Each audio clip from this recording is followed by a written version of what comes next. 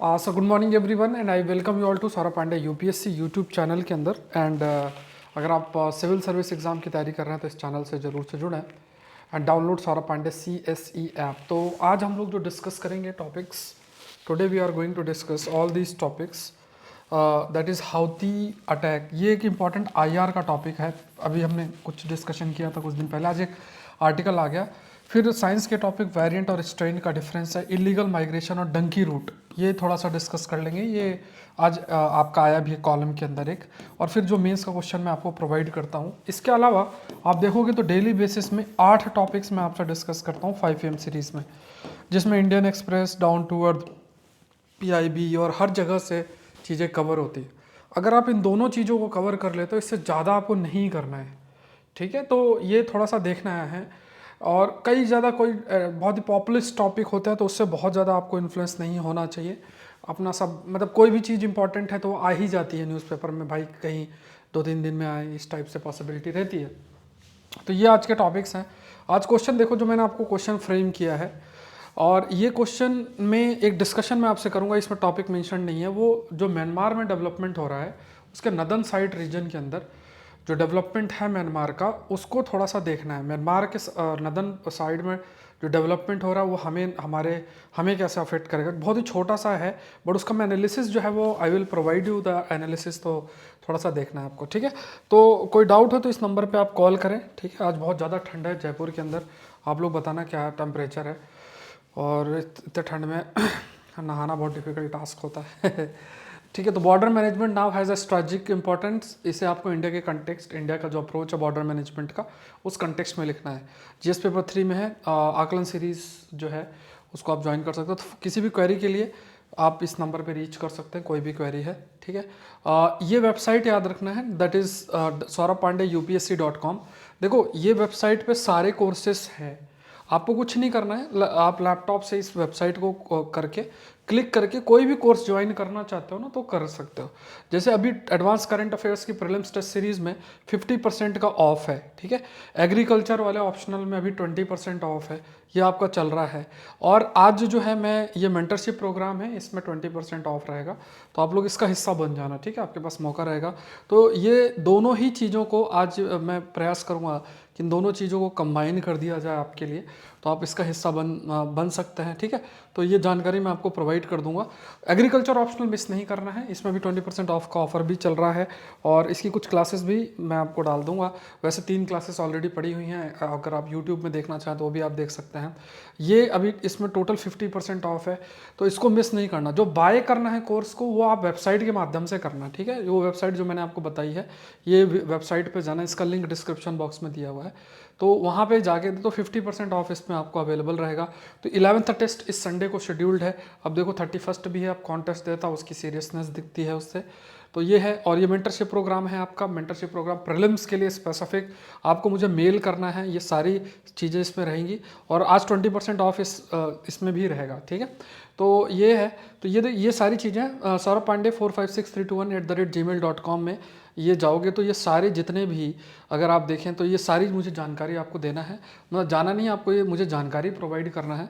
और उससे फिर हम लोग एक प्लान करके, और कई लोग मेल जो है भेज दिए हैं, काफ़ी सारे लोग हैं। आपको जनवरी 1, 2 से आपको मेल वापस आने लग जाएंगे, और 10 से हमारा पूरा ये स्टार्ट हो जाएगा, तो इसको बिल्कुल भी मिस नहीं करना है, ठीक है। चलो शुरू करते हैं हाउतीस के बारे में। Houthi attack a threat to the global shipping. पहले तो चैनल को आप लोग सब्सक्राइब जरूर से करें, सेशन को लाइक जरूर से करें, 5am सीरीज़ को आपको मिस नहीं करना है। अब देखो इस पर हमने चर्चा कर रखी थी, अभी मैंने डिस्कशन भी किया था। इसमें कुछ जोग्राफिकल कंटेक्स्ट में भी हमारे लिए काफ़ी इंपॉर्टेंट है, जो जोग्राफिकल कंटेक्स्ट है उसमें भी हमारे लिए ये काफ़ी इंपॉर्टेंट बनता है। और भी कई सारे डायमेंशंस हैं, उसको थोड़ा सा गो थ्रू होते हैं। तो रेड सी में जो भी डेवलपमेंट हो रहा है उसको जोग्राफिकल कंटेक्स्ट में भी देखेंगे, और वैसे भी थोड़ा सा डिस्कशन करेंगे। अगर आप थोड़ा सा मैप देख लो, इस मैप से आपको चीज़ों को काफ़ी क्लैरिटी आएगी, सारी चीज़ें आएंगी। थोड़ा इसको मैं और सही कर देता हूँ। तो यहाँ पे ये हमारा इंडिया है। तो यहाँ पे अगर आप देखोगे तो देखो ये रेड सी का इलाका, अगर आपको मैप प्रॉपर दिख रहा हो तो ध्यान देना। तो ये आपका रेड सी है, दिस इज़ रेड सी।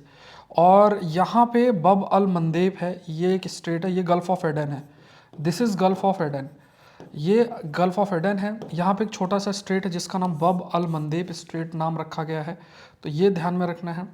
अब ये देखो ये बहुत इंपॉर्टेंट रूट है क्योंकि देखो अरेबियन सी से होते हुए इस तरीके से, और ये पूरा का पूरा ऐसे इस रूट से होते हुए फिर मेडिटेरेनियन सी से होते हुए पूरा ये रूट बना हुआ है। अब हो क्या रहा है कि आप इस चीज़ को समझो, यहाँ टेंशन स्टार्ट हुई। अब इसकी कहानी शुरू देखो, सिंपल सी बात होती है, India middle east economic corridor से होती है। ठीक है, इसको समझना बहुत ध्यान समझना है। देखो विश्व में चीज़ें जुड़ी हुई होती हैं। अब कहानी पूरी समझो जिससे आप पूरा ये समझ पाओगे। कभी भी आईआर के टॉपिक को समझने के लिए हमें आइसोलेशन में नहीं देखना होता। देखो पहले तो सबसे इंपॉर्टेंट डेवलपमेंट है इंडो पैसिफिक, याद रखो। इंडो पैसिफिक का ये जो रीजन है, और इस इंडो पैसिफिक रीजन में आपका क्वाड ग्रुपिंग है। अब इसमें इसको डेवलपमेंट से क्या हुआ, तो चाइना को काफ़ी डर लगने लगा क्योंकि ये जो रीजन है ये आपका वेस्टर्न पैसिफिक ओशन रीजन है। ये वेस्टर्न पैसिफिक ओशन रीजन के अंदर चाइना अपने डोमिनेंस को बढ़ाना चाहता है, लेकिन उसके डोमिनेंस को कंट्रोल करने के लिए एक ग्रुपिंग बनाई गई एग्रेशन उसके रोकने के लिए, that is Indo Pacific region. इसका फर्दर एक्सपेंशन हो रहा है, फर्दर एक्सपेंशन करने की कोशिश की जा रही है। तो यहाँ पे देखोगे तो ये जापान यहाँ पे इंडिया के नॉर्थ ईस्टर्न रीजन में डेवलपमेंट करना चाह रहा है, इंडिया के इसको कनेक्ट इंडिया करना चाहता है, बट अब म्यांमार के थ्रू हम नहीं कर पाएंगे। इसको हम इधर एक्सटेंड करना चाहेंगे तो पाकिस्तान की वजह से हम नहीं कर पाएंगे। अब देखो दूसरा क्या है कि अब एक कॉरिडोर बनाया गया, जिस कॉरिडोर के माध्यम से, जो कॉरिडोर है उस कॉरिडोर के माध्यम से हम पूरा का पूरा, जिसे हम India middle east economic corridor है, और इस कॉरिडोर के माध्यम से पूरा एक बनाना चाह रहे हैं आगे तक। लेकिन हो क्या रहा है कि अगर ये कॉरिडोर सक्सेसफुल हो जाएगा तो चाइना और रशिया का जो एक थॉट प्रोसेस है, चाइना और रशिया, जिसमें वो एक, जैसे चाइना का one belt one road initiative और रशिया का यूरेशियन इकोनॉमिक यूनियन, दोनों मिला के ये एक ब्लॉक बना रहे हैं जिसका नाम है यूरेशियन ब्लॉक, जिसका नाम है the name is Eurasian block. तो ये जो यूरेशियन ब्लॉक है, ये यूरेशियन ब्लॉक का सपना इनका रह जाएगा। अब अगर ये ब्लॉक सक्सेसफुल होता है, Indian middle east economic corridor successful होता है, तो कैसे होगा, तो एक डिस्टर्बेंस, इनकी आपस में लड़ाई चल रही है, एक ये हो गया। दूसरा आप ये देखो कि यमन जो है, यमन में जो एक रिबेल ग्रुप है जिसका नाम हाउतीज़ है। हाउतीज़ जो है बेसिकली अगर यहाँ प्रेजेंट है तो ये क्या है, कोई भी शिप होती है तो इजराइल के नाम की, भाई कोई भी इजराइल से रिलेटेड सामान हम उस पर अटैक करेंगे। हाउदीज एक रिबेल ग्रुप है, और इसको कौन सपोर्ट करता है, ईरान, क्योंकि सिया डोमिनेटेड है, ईरान के द्वारा सपोर्ट रहता है। ईरान को कौन दे रहा है, चाइना और रशिया है। ठीक है, तो चाइना रशिया इधर आ गए। तो अब आप खुद देखो कि कोई भी शिप आ रही है तो ये शिप को यहाँ पे जाने ही नहीं देंगे। शिप को अगर यहाँ से जाने ही नहीं देंगे तो रूट अफेक्ट हो जाएगा। तो ये पूरा का पूरा रीजन, ये जो पूरा रीजन है, ये डिस्टर्बेंस अगर यहाँ बना रहेगा तो कहीं ना कहीं जो यूएस और ये भी कोई भी इकोनॉमिक कॉरिडोर बनाया जाएगा तो सक्सेसफुल ही नहीं होगा।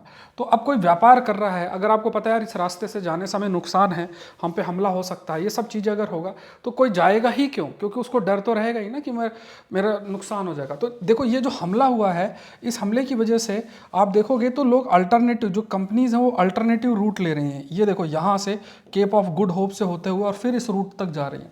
अब ये बहुत ज़्यादा, एक तो टाइम कंज्यूमिंग है, दूसरा शिप्स अपना टाइमिंग शेड्यूल नहीं कर पाती, फ्यूल का बहुत कंजम्पशन होता है, ये भी एक इम्पॉर्टेंट रह जाता है।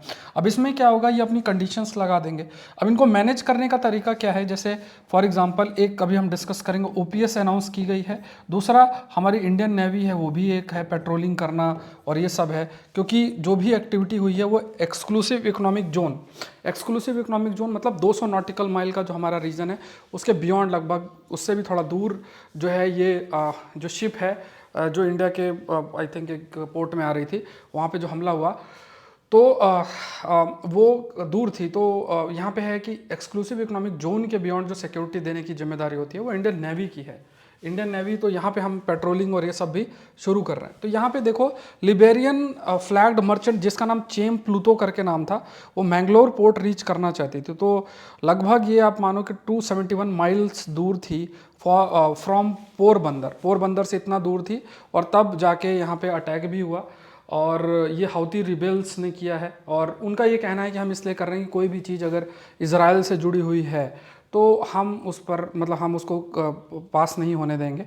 उन्होंने एक मतलब एक इशू बनाया है। दूसरा आप इस चीज़ को समझोगे, इसी में अगर आप देखो तो एक और सिक्योरिटी चैलेंज है मैरीटाइम रीजन में। एक सिक्योरिटी चैलेंज आपके लिए यहाँ बनता है, ये जो रीजन है इसको देखोगे, ये सोमालिया है। सोमालिया में भी पायरेट्स हैं। पायरेट्स मतलब समुद्र के लुटेरे। तो अब ये लोग भी बढ़िया, मतलब जहाज़ों को रोक लेते हैं, लोगों को उसमें लोगों को बंधक बना लेना, पैसे की डिमांड करना। तो ये डिस्टर्बेंस ऑलरेडी, इसकी भी एक लंबी कहानी है।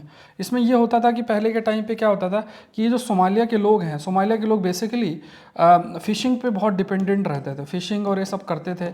अब हुआ ये कि ये जो ब्रिटिशर्स थे, इनके पास ट्रॉलर्स और ये अच्छी अच्छी शिप्स आती है, तो ये इधर से आते हुए यहाँ पे इनकी सारी फिश पकड़ के ले जाते थे। मतलब बहुत पहले की बात है ये, स्टार्टिंग इनिशियल 17-18वीं सदी की बात है।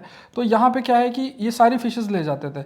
अब इनके पास तो छोटे मोटे वो नेट डाल के और फिर जो मछली पकड़ना था, तो वो तो इनसे कॉम्पीट नहीं कर पाते। तो इनके पास क्या हो गया कि कोई जो इनका लाइवलीहुड है, क्योंकि कोई भी कोस्टल इलाका होता है वहाँ पे क्या है, फिशिंग एक बहुत बड़ा रहता है, मतलब लाइवलीहुड का बहुत बड़ा इशू है। तो सोमालिया के जो लोग थे जो कि फिशिंग करते थे, उनके पास कोई सुविधा ही नहीं रही, क्योंकि सारी मछलियाँ तो ये यूरोप वाले ले जाते थे।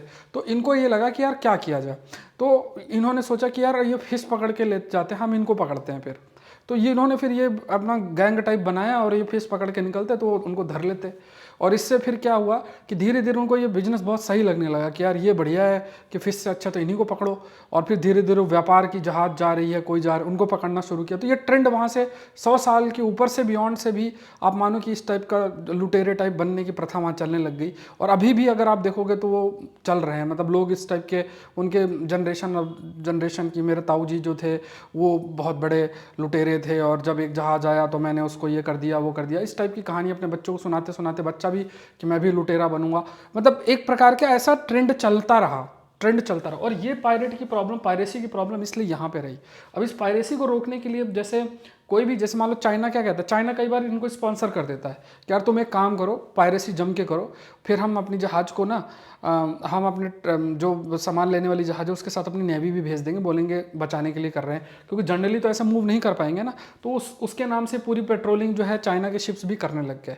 अब इंडिया नेवी जो है वो भी यहाँ पे पेट्रोलिंग करती रहती है सिक्योरिटी कंटेक्स में। तो पायरेसी तो एक इशू है ही। इसके अलावा इधर से हाउतीज़ ने हमला कर दिया। अगर इस रीजन में पूरा आप कह सकते हैं कि डिस्टर्बेंस बना रहेगा तो इससे बहुत अधिक ट्रेड अफेक्ट होगा। और इस ट्रेड अफेक्ट होने से यहाँ पे बहुत चीज़ें, जैसे ऑयल के प्राइसेस बढ़ जाएंगे, और भी चीज़ें इंडिया जो है फेस कर सकता है। व्यापार, क्योंकि बहुत सारी चीज़ें व्यापार पे निर्भर करती है। शिप्स इतना घूम घूम के आएंगी तो उनका फिर उसमें क्या है कि इंपोर्ट प्राइस बढ़ जाएगा, उसका प्राइसिंग हमारे देश पर भी काफ़ी असर पड़ेगा। तो ये सब चीज़ें थोड़ा सा आपकी क्लैरिटी माइंड के अंदर जो है वो होनी चाहिए, ठीक है। तो आप ये देख सकते हो कि हाउतीज़ हो गया, फिर ये हो गया। फिर यहाँ पे देखो एक इंपॉर्टेंट बब अल मंदेब जो मैंने अभी दिखाया था, एक चोक पॉइंट है। हाउतीज़ रिबेल ने कहा कि हम इजराइल की हर शिप पर हमला करेंगे। अब उनका अपना जो ये सोच है, 12% जो ग्लोबल ट्रेड है वो रेड सी के माध्यम से है। और इसमें आप ये कह सकते हैं billions of dollars of goods, about 30% world का कंटेनर शिपिंग यहीं से होती है। रेड सी रिक्वायर्स पैसेज थ्रू बब अल मंदेब। रेड सी के बब अल मंदेब के बिना, तो जैसे अगर आप देखोगे ना, तो ये जो मैप अगर आप देखो तो ये बब अल मंदेब है, यही तो छोटा सा बब अल मंदेब है, ठीक है, गल्फ ऑफ एडन है। और यमन में जो लड़ाई चल रही थी, इसी को कंट्रोल करने की लड़ाई चल रही थी। इसमें यूएई का कंट्रोल अच्छा है अभी, ठीक है, उसकी एक स्पेशल। तो यहाँ पे सऊदी अरेबिया और ईरान और ये सब लड़े भिड़े इसीलिए जा रहे थे कि अगर यमन में उनका कंट्रोल होगा तो यहाँ पे इस रूट को कंट्रोल कर लेंगे। इसी के लिए लड़ाई भी इनकी चल रही थी, ठीक है। तो ये सब लंबी सोच होती है लोगों की। अब उस रास्ते को कंट्रोल करके फिर वो चाहेंगे कि हम अपना डोमिनेंस मेंटेन करके रखें। अब यहाँ पे देखो तो ये थोड़ा मैपिंग याद रखना कि जैसे मान लो ये आप गल्फ ऑफ एडन है, ये कंट्रीज़ के नाम याद रखा, देज़िबाउती है, एरिट्रिया है। जैसे रेड सी को कौन सा देश सराउंड करता है, तो सूडान है, सऊदी अरेबिया है, इजिप्ट है। इधर अगर आप है ना, तो ये थोड़ा सा आप लोग ध्यान रखना, ये इधर इज़राइल जॉर्डन देश है, इधर स्वेस कैनाल आ जाती है, ठीक है। तो ये सब जगहें थोड़ा सा याद रखना। देखो मैपिंग ऐसी ही चीज़ों से मैपिंग भी आपकी इसी से प्रश्न भी बनते हैं। ये जो जगहें न्यूज़ में होती है ना, इन्हीं से मैपिंग के प्रश्न आपके लिए बनते हैं। बहुत ज़्यादा आपको और कुछ करने की ज़रूरत नहीं है। अब अल्टरनेटिव वो रूट जो है केप ऑफ गुड होप से लेंगे, अब वहाँ से उनको खर्चा भी बहुत बढ़ेगा, फ्यूल का कंजम्पशन भी बहुत अधिक होगा। अब इस बीच में यूएस ने अनाउंस किया कि they will come up with operative security guardians, OPS है।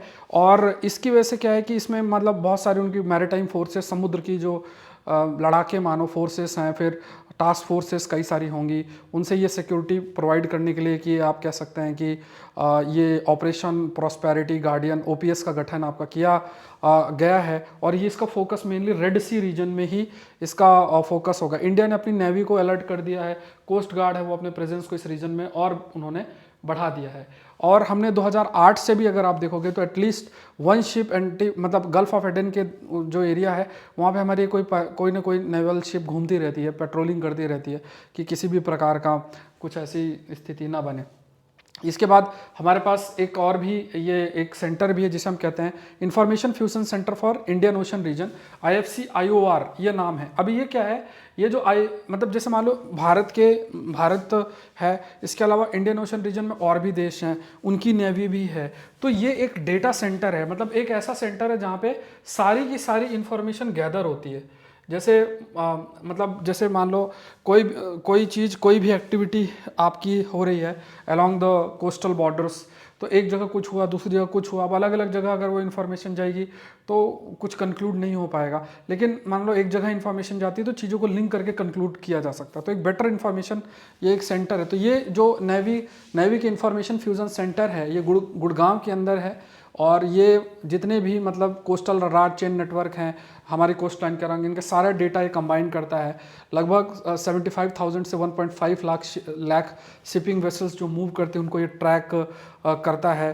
फिर ये also interact maritime community and लगभग 18 देशों के साथ हमारा थोड़ा सा इसमें डेटा से रिलेटेड भी हम कई चीज़ें शेयर भी करते हैं। और कई जो इन्फॉर्मेशन हम शेयर करते हैं लाइक जो शेयर होती है आपस में, regional maritime traffic centre, maritime security centre, horn of Africa, regional cooperation agreement on combating piracy, arm robbery, मतलब इन सारे एरियाज़ के अंदर जो बहुत सारी डिफरेंट इन्फॉर्मेशन है, that information is being shared. तो ये आपको याद रखना, जब भी when you are writing about the maritime security you have to mention this thing. ये चीज़ आपको मेंशन जो है जरूर से करनी। नेक्स्ट देखते हैं, क्लैरिफाइंग प्रोटोकॉल्स फ्रॉम JN.1 कोविड-19। अब केसेस आई थिंक 700 के आसपास पर डे केसेस आपके आ गए हैं। देखो एक तो ये जरूर से है कि अगर मान लो WHO अपना अलर्ट शो करे या फिर अगर सरकारें थोड़ा सा अलर्ट ज़्यादा कर रहे हैं तो थोड़ा हमको अलर्ट होना चाहिए, प्रिकॉशंस लेने चाहिए। जैसे अब न्यू ईयर का टाइम है और आप लोग के लिए तो ज़रूरी है कि भाई सर्दी जुकाम की वजह से भी 7 दिन खराब हो तो मतलब वो सही नहीं है, मतलब कमजोरी आ जाती है, कुछ भी जो भी रीज़न हो तो वो सही नहीं है। तो यहाँ पे जो भी गाइडलाइंस है उसको आप लोग ज़रूर से फॉलो करें। एटलीस्ट है ना, थोड़ा बहुत भीड़ उड़ जाने में थोड़ा सा कोशिश करें अगर अवॉइड कर सकते हैं, क्योंकि 6-7 दिन भी नुकसान क्यों करना अपना, मेरा तो यही मानना है आप लोग के लिए। तो यहाँ पे हम लोग कुछ टर्म्स को समझेंगे कोरोना वायरस के कंटेक्स्ट में। वैसे बहुत बार मैंने इस पर चर्चा आप लोग के लिए कर रखी है, तो ये थोड़ा सा ये एक चीज़ फिर से मैं बता देता हूँ, इसको आप लोग देख लो ना, साइंस के कंटेक्स्ट में इंपॉर्टेंट है। तो देखो कोरोना वायरस है, इसकी जो आप देख रहे हो इसको एस प्रोटीन बोलते हैं, it is called as S protein, और इसी पे म्यूटेशन होता है। ठीक है, एस प्रोटीन की बात करें, इससे रिलेटेड इन्फॉर्मेशन जो होती है वो mRNA में होती है। यहाँ M का मतलब होता है मैसेंजर RNA। ठीक है, तो mRNA बेस्ड जो वैक्सीन बनती हैं वो क्या करती हैं, वो इस mRNA में जो कोड है उस कोड को यूज़ करती हैं और फिर उसको हमारे शरीर में इंट्रोड्यूस होता है और वो एस प्रोटीन टाइप कुछ बनाते हैं जो कि एक एंटीजन के रूप में काम करता है और उसी के खिलाफ हमारा शरीर एंटीबॉडी बनाता है। मतलब ये मैं बहुत तेज़ी से बता रहा हूँ आपको, क्योंकि मैंने 10 का 50 बार इस चीज़ को बता रखा है। ठीक है, जो नए हैं अगर आपको कोई डाउट हो तो मुझे बताना। तो ये मतलब कुल मिला के mRNA बेस्ड वैक्सीन के मुझे 2 फंक्शंस और इंपॉर्टेंस आप कमेंट सेक्शन में लिख के बताना। ठीक है, तो यहाँ पे देखो एक चीज़ हमें समझनी क्या है, what you have to understand is, इसमें एक बार देखना कि कई सारे लेवल पर अगर आप देखोगे कि यही जो एस प्रोटीन होती है ना, इस एस प्रोटीन से रिलेटेड इन्हीं में कुछ बदलाव हो रहा है, क्योंकि देखो यही एस प्रोटीन आके हमारे ह्यूमन सेल से इंटरेक्ट करती है और उसे इन्फेक्ट करती है, हमें इन्फेक्ट करती है। तो आपको ये समझना है कि इसी में कुछ परिवर्तन हो जाए, म्यूटेशन होगा। जब म्यूटेशन होगा तो इसी में वेरिएशन जो आएगा, इसी से नया वेरिएंट बन जाता है। सिंपल सी बात है। कमेंट सेक्शन में बताओ रिकम्बाइंड वेरिएंट क्या होता है, रिकम्बाइंड वेरिएंट क्या होता है। अब देखो यहाँ पे जैसे कहा क्या जा रहा है कि एक तो पेरेंटल स्ट्रेन है, एक ये पेरेंटल स्ट्रेन है, इसमें बदलाव हुआ, म्यूटेशन हुआ, mRNA में बदलाव हुआ, तो ये जो इसमें म्यूटेशन हुआ तो वेरिएंट होगा और वेरिएंट पे बदलाव जो होगा वो नया स्ट्रेन बनाता है। ठीक है, तो यहाँ पे थोड़ा सा अंतर आप समझना वेरिएंट और स्ट्रेन के बीच में। जैसे ये पेरेंटल स्ट्रेन है, पेरेंटल स्ट्रेन के में म्यूटेशन हुआ, फिर ये वेरिएंट बना, फिर ये नया स्ट्रेन आपका डेवलप हो जाता है। तो यहाँ पे क्या है कि यहाँ पे देखो बदलाव जनरली ये ये जो है ना, मतलब ये जो प्रोटीन है इससे रिलेटेड mRNA आप कह सकते हैं, उस पर भी बदलाव आ जाता है। जो मैसेंजर RNA जिसके माध्यम से एस प्रोटीन बनती है तो उसमें बदलाव आ जाता है। क्यों? क्योंकि जीन में कुछ परिवर्तन आ जाते हैं। ये वायरस का एक नेचर होता है कि अपने आप को बहुत तेज़ी से बदलता रहता है, इसलिए ये एक चैलेंजिंग टास्क रहता है। एक कमेंट सेक्शन बताओ कि एक लैब है, अभी कुछ दिन पहले ही मैंने डिस्कस किया था, आई थिंक कल ही या परसों मैंने 5am सीरीज़ में भी डिस्कस किया था, और एक मैंने आज के टाइम पे देखो 5am सीरीज़ में Indian Express, down to earth, PIB सबसे रिलेटेड जो भी कंटेंट प्रीलिम्स रिलेटेड है सब कवर होता है। तो प्लीज़ उसको मिस नहीं करना। बार बार मैं आपको कह रहा हूँ 5am सीरीज़ मिस कभी मत करना। प्रीलिम्स के लिए उसको कंटिन्यूसली देखते रहना, और ये भी कंटिन्यूस चलते देना। इसके अलावा कुछ करने की जरूरत नहीं, अपनी स्टैटिक पे फोकस करो। जब एग्जाम होगा यू विल अंडरस्टैंड, ठीक है? इससे ज़्यादा आपको कुछ नहीं करना है। अब नेक्स्ट देखते हैं, China citizens to leave district in Myanmar border. अब ये थोड़ा सा IR का टॉपिक है, इसी पर आज मैंने आपको मेंस का क्वेश्चन भी बनाया है, और इस पर थोड़ा सा आप लोग समझना। ये क्या है, हम लोग जो डिस्कस करेंगे वो है बॉर्डर मैनेजमेंट। बॉर्डर मैनेजमेंट फिलहाल मैं अभी इसी रीजन के कंटेक्स्ट में डिस्कस करूंगा। देखो चीज़ें आपस में बहुत जुड़ी होती हैं। अब देखो ये हमारा नॉर्थ ईस्टर्न रीजन है, ये जो नॉर्थ ईस्टर्न रीजन देखोगे ये बांग्लादेश आ जाता है, और यहाँ पे ये चाइना का रीजन होगा, और ये आपका म्यांमार है। म्यांमार में आप देखोगे म्यांमार, और इधर एक पंगसाउ पास लोकेटेड है, ठीक है? अब इसमें अगर आप देखो तो ये हमारे लिए बहुत इंपॉर्टेंट, अगर हमें इस रीजन को डेवलप करना है तो इस रीजन को डेवलप करने के लिए इंपॉर्टेंट क्या है कि हम कनेक्टिविटी डेवलप करें। तो एक तो देखो पहले मणिपुर में टेंशन क्रिएट हुआ, ठीक है? आप इसका लोकेशन देखो, मणिपुर का कितना इंपॉर्टेंट लोकेशन है मणिपुर का इस रीजन के कंटेक्स्ट में। तो एक तो मणिपुर में जो है इशू क्रिएट हुआ, उसके बाद अब जो है इधर जो है क्रिएट हो रहा है इशू। जैसे अगर आप देखोगे, पहले तो ये कुछ फैक्ट्स देख लो। जैसे मान लो हमारा म्यांमार के साथ लगभग बॉर्डर इतनी है 1643 किलोमीटर है, और नागालैंड के साथ लगभग इतना है आपका, अलग अलग इसके बाद इतना, इस टाइप का डेटा देख सकते हो। अब इसमें देखो कि जो म्यांमार है, इस म्यांमार के अंदर कई सारे एरियाज़ हैं। जो म्यांमार है, म्यांमार में जैसे एरिया अगर आप देखो, कचिन है, संगाइंग करके है, चिन करके है, रखाइने करके है, ये रीजन है, शान करके। अब हर जगह पे क्या है, एक सेपरेटिस्ट ग्रुप बैठा हुआ है, सेपरेटिस्ट ग्रुप बैठा हुआ है, मिलिटेंट ग्रुप बैठा हुआ है, और वो अलग देश चाहता है। अब क्या होता है, अभी म्यांमार के अंदर कौन है, जनता गवर्नमेंट है, जो कि आप कह सकते हो क्या है कि मिलिट्री रूल वहाँ पे है। मिलिट्री रूल पूरे तरीके से सपोर्टेड रहता है, वो चाइना उसको सपोर्ट करता है बहुत ज़्यादा, अभी सपोर्ट करता है, तभी इंडिया को ब्लॉक कर सकता है। इंडिया के प्रोजेक्ट आगे नहीं बढ़ पाएंगे, साउथ ईस्ट एशिया से हम कनेक्ट नहीं कर पाएंगे। लेकिन देखो ये भी है कि चाइना इनकी कान खींच के रखता है। कैसे करता है कि कई सेपरेटिस्ट ग्रुप को स्पॉन्सर करता है, अपने यहाँ ट्रेनिंग करा देता है, तो जिससे इन पर कंट्रोल बना रहे, ज़्यादा इंडिपेंडेंट होने की कोशिश ना करे। अगर मान लो मिलिट्री ज़्यादा इंडिपेंडेंट होने की कोशिश करेगी तो इन्हीं से हमला करवा देता है, इस टाइप का इसका सीन रहता है। तो ये चीज़ है, और आप इस चीज़ को समझो, आप इस चीज़ को कनेक्टिविटी स्टैब्लिश करो अपने माइंड के अंदर। क्या हो रहा है इजराइल हमस में, आप विश्व के मैप को देखो, क्या हो रहा है इजराइल और हमस में। इजराइल हमस में जो हो रहा है वो जस्टिफिकेशन प्रोवाइड हो रहा है मतलब इजराइल गाजा में जो हो रहा है वो जस्टिफिकेशन प्रोवाइड हो रहा है क्या, जो रेड सी में एक्टिविटी हो रही है उससे पूरा का पूरा IMC का जो कॉरिडोर है वो सक्सेसफुल नहीं हो पाएगा, या फिर जो वेस्टर्न कंट्रीज यहाँ रीच करना चाहेंगे वो नहीं हो पाएगा। चाइना रशिया अपने डोमिनेंस को मेंटेन करेगा। दूसरा, इसका अपोजिट जाओगे तो ये हमारा नॉर्थ ईस्टर्न रीजन म्यांमार और साउथ ईस्ट एशिया से कनेक्टिविटी बनानी, क्योंकि इंडो पैसिफिक का जो क्वाड का इलाका है इसको अगर आप ऊपर की तरफ लेकर जाना चाहोगे तो नॉर्थ ईस्टर्न रीजन और साउथ ईस्ट एशियन देशों के साथ आपको जोड़ना पड़ेगा, और उसके लिए हमारा नॉर्थ ईस्टर्न रीजन बहुत इंपॉर्टेंट है। लेकिन अगर म्यांमार और यहाँ डिस्टर्बेंस बना रहेगा, लड़ाई चलती रहेगी, युद्ध की स्थिति बनी रहेगी। मणिपुर में इन्होंने खूब ऐसा किया, मतलब मणिपुर में भी मान लो ग्रीवेंसेस तो चलो रहते हैं कई सारे, लेकिन ये एक्सटर्नल फैक्टर्स का भी बहुत बड़ा रोल होता है। अब उसमें अगर म्यांमार के ऊपरी हिस्से में आपकी युद्ध की स्थिति हो या सिविल वॉर हो, कोई भी स्थिति बनी रहेगी, कोई भी प्रोजेक्ट सक्सेसफुली नहीं होगा, आप कनेक्टिविटी साउथ ईस्ट एशिया से कर ही नहीं पाओगे। तो एक तरफ पूरा इधर का रीजन और उधर का रीजन इस प्रकार से डिस्टर्बेंस बना के जो प्रेजेंस है, चाहे इंडिया लेड कोई इनिशिएटिव हो या वेस्टर्न कंट्रीज लेड इनिशिएटिव है, इसको ये लोग कंट्रोल कर लेंगे। ये बहुत लंबी सोच जो है ये लीडर्स जो है रखते हैं, मतलब अपने इंटरेस्ट के लिए जो भी इनको करना है, अपने थॉट प्रोसेस के लिए ये लोग अपना करते रहते हैं। चलो नेक्स्ट देखते हैं।